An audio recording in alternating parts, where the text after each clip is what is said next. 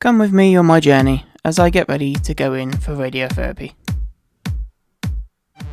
Having had multiple radiotherapy treatments over the last 10 years, I'm used to slipping into hospital mode, however disruptive it can be.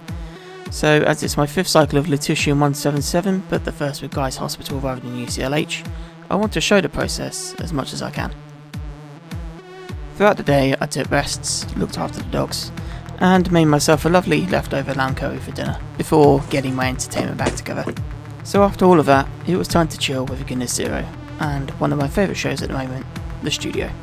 Not gonna lie, the morning was a rush because we had a 9 o'clock appointment, and you never know the M25, so I managed to have breakfast and get my medication sorted before getting into the car to go to North Greenwich and tube to London Bridge.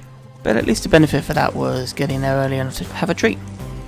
Sadly, not many treats allowed once I was in, so I was connected up to an IV drip with amino acids and dexamethasone, and then around 11 AM the lutetium-177 injection started and lasted for an hour. I was measured for radioactivity by the physicist afterwards, before being measured again when I had my scans the next day. Shortly after lunch and finishing the IV drip, I was transferred from the lead-lined room in nuclear medicine up to the oncology ward to settle in.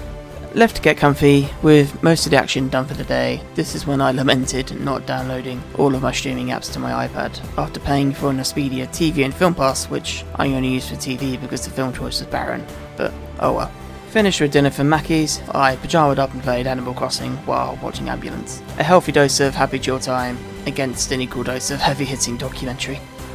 Didn't have the greatest sleep, but I managed through the night. I was grateful to have had some toast, slabbed with butter, before getting picked up by nuclear medicine at 9 AM. Once all the discharging was done, we headed back home, and finally got to have my cookie that was in my bag since day 2. Never go to hospital without your parents if you can't help it. This treatment felt oddly familiar, but tangibly different. Given how I was used to isolating in lead-lined wounds for a week, and at home with UCLH, the fact this cycle with Guys was an overnight stay was hard for me to get over.